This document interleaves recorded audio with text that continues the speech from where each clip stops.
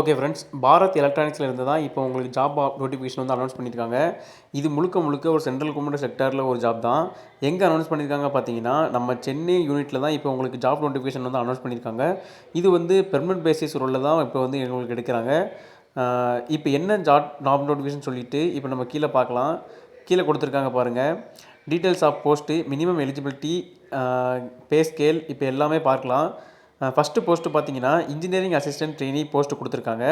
இதுக்கு குவாலிஃபிகேஷன் என்ன படிச்சிருக்கணும்னா 3 இயர்ஸ் டிப்ளமா நீங்கள் கம்ப்ளீட் பண்ணியிருந்தால் போதும். இதுக்கு நீங்கள் எலிஜிபிள் இந்த டிசிப்ளினில் பார்த்தீங்கன்னா 3 years diploma in electronics and 3 years diploma in civil நீங்கள் கம்ப்ளீட் பண்ணியிருந்தால் போதும். இதுக்கு நீங்கள் அப்ளை பண்ணிக்கலாம். எலக்ட்ரானிக்ஸில் மொத்தம் 3 வேக்கன்சி, சிவிலில் வந்து ஒரு வேக்கன்சி கொடுத்துருக்காங்க. அது வந்து கேட்டகரி அடிப்பில் வந்து கொடுத்துருக்காங்க. ஓபிசியில் ஒரு வேக்கன்சி, இடபிள்யூஎஸில் ஒரு வேக்கன்சி, எஸ்சியில் வந்து ஒரு வேக்கன்சி வந்து கொடுத்துருக்காங்க. சிவிலுக்கு வந்து யூஆர் கேட்டகரியில் ஒரு வேக்கன்சி கொடுத்துருக்காங்க. அப்புறம் உங்களுக்கு வந்து பே ஸ்கேல் பார்த்தீங்கன்னா 24,500 கொடுக்குறதா சொல்லியிருக்காங்க. ஸோ நீங்கள் செக் பண்ணி பார்த்துக்கோங்க. செகண்ட் போஸ்ட்டு பார்த்தீங்கன்னா டெக்னீஷியன் சிங்கிற மாதிரி வந்து கொடுத்துருக்காங்க. இதுக்கு என்ன குவாலிஃபிகேஷன் பார்த்தீங்கன்னா எஸ்எஸ்எல்சி நீங்கள் கம்ப்ளீட் பண்ணியிருக்கணும், ப்ளஸ் ஐடிஐ கம்ப்ளீட் பண்ணியிருக்கணும். அதுக்கப்புறம் நீங்கள் 1 இயர் அப்ரண்டிஸ் ட்ரைனிங் நீங்கள் கம்ப்ளீட் பண்ணியிருந்தால் இந்த ஜாபுக்கு நீங்கள் அப்ளை பண்ணிக்கலாம். அப்படி இல்லாட்டி நீங்கள் டேரெக்டாக 10th கம்ப்ளீட் பண்ணிவிட்டு 3 years national apprentice certificate course வச்சுருந்தாலும் இதுக்கு நீங்கள் எலிஜிபிள் தான். இதுக்கு என்ன டிசிப்ளினில் உங்களுக்கு வந்து ஜாப் நோட்டிஃபிகேஷன் அனௌன்ஸ் பண்ணியிருக்காங்கன்னா எலக்ட்ரானிக்ஸ் மெக்கானிக் அந்த ரிலேட்டடாக கேட்டிருக்காங்க. 3 போஸ்ட்டு கொடுத்துருக்காங்க. யூஆரில் ஒரு வேக்கன்சி, ஓபிசியில் ஒரு வேக்கன்சி, எஸ்சியில் ஒரு வேக்கன்சி கொடுத்துருக்காங்க. இதுக்கு என்ன பே ஸ்கேல் பார்த்தீங்கன்னா 21,500 உங்களுக்கு மாதம் கொடுக்குறாங்க. ஸோ நீங்கள் செக் பண்ணி பார்த்துக்கோங்க.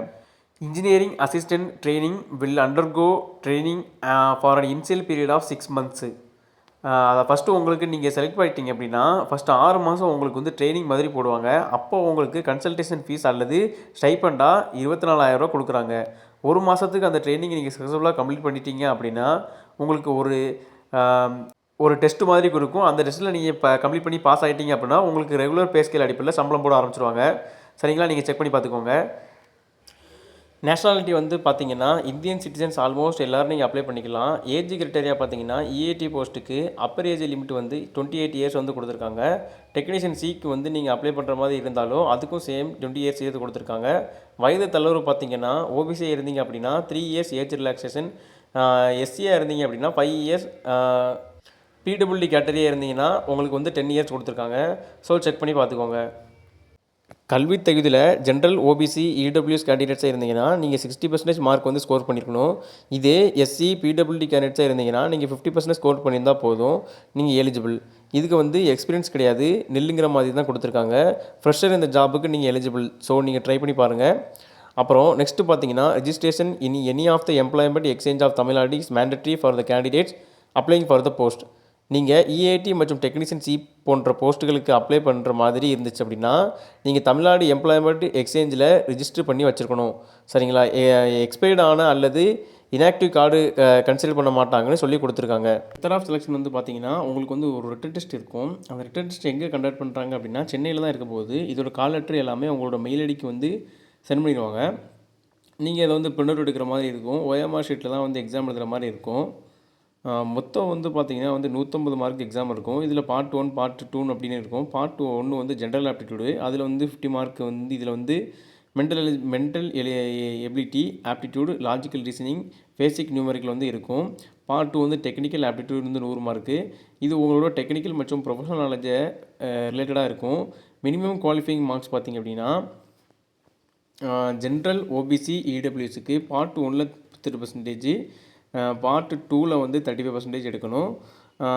எஸ்சி பிடபிள்யூடி கேட்டகரி இருந்தால் பார்ட் 1ல் வந்து 30%, பார்ட் 2ல் வந்து 30% எடுத்தால் போதும். இந்த ரிட்டன் டெஸ்ட் வந்து எப்போ இருக்கும் அப்படின்னு பார்த்தீங்கன்னா ஜூலை அல்லது ஆகஸ்ட் மாதத்தில் கண்டக்ட் பண்ணுறதா சொல்லியிருக்காங்க. பேசிக் பே தவிர்த்து உங்களுக்கு அதர் அலோவன்ஸ் கொடுக்குறாங்க.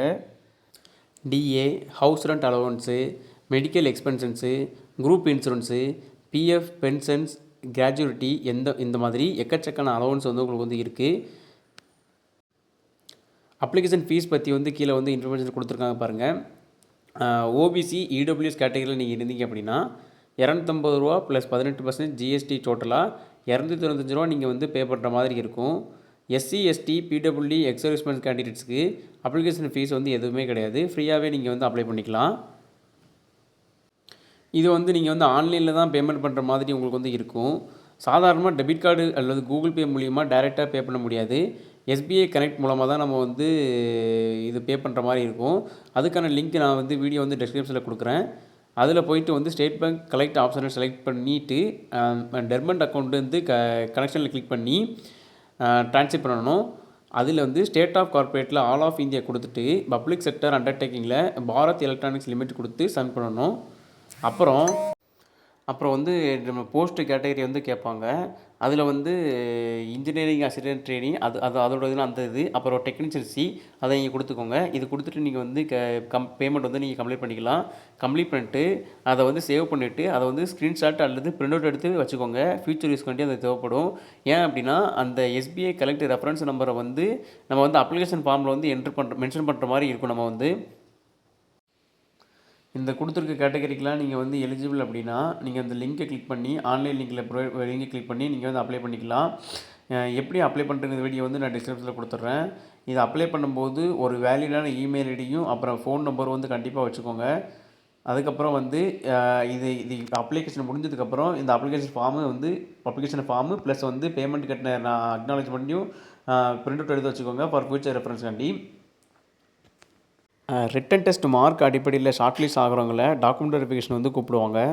அப்போது ஒரிஜினல் டாக்குமெண்ட்ஸ் கூட செல்ஃப் அட்டெஸ்டட் ஜெராக்ஸ் காப்பீஸும் கொண்டு போகணும். என்னென்ன டாக்குமெண்ட்ஸு அப்படின்னா recent colours passport size photo, SSLC mark sheet, ITI அல்லது டிப்ளமோ சர்டிஃபிகேட்ஸு, சிஜிபிஐலேருந்து பெர்சன்டேஜ் கன்வெர்ட் பண்ண சர்டிஃபிகேட்டு அதை வச்சுருந்தா கொண்டு போங்க. அப்புறம் அப்ரெண்டிஸ்ஷிப் மார்க் ஷீட்டு, டெக்னீஷியன் சிக்கு அந்த போஸ்ட்டுக்காண்டி தேவைப்படும்.